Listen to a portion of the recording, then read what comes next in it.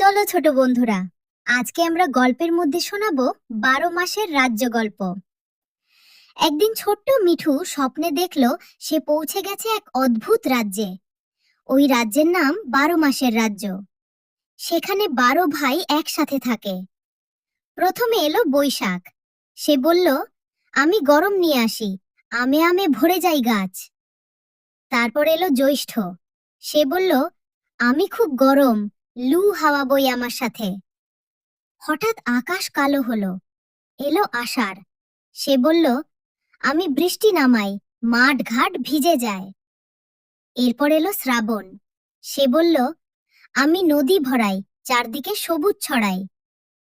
মিষ্টি হাসি নিয়ে এলো ভাদ্র। সে বলল, ধানের শীষ দোলে, গ্রাম ভরে সুখে। শান্তভাবে এলো আশ্বিন। সে বলল, আমি শরৎ আনি, কাশফুল দুলে হাওয়ায়। পুজোর আলো নিয়ে এলো কার্তিক। সে বলল, আমি উৎসব আনি, আকাশ ভরে আলোয়। হালকা ঠান্ডা নিয়ে এলো অগ্রহায়ণ।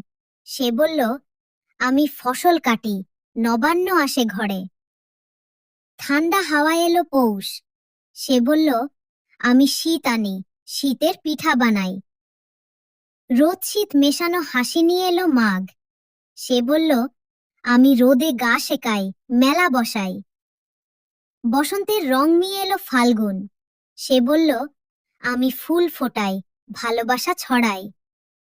সব শেষে এলো চৈত্র। সে বলল, আমি বছর শেষ করি, নতুন বছরের ডাক দিই।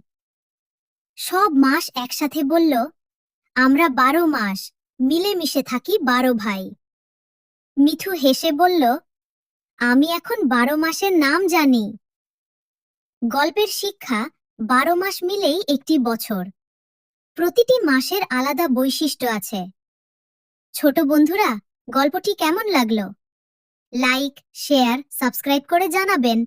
ছোট Mona TV 10। Tata, bye bye.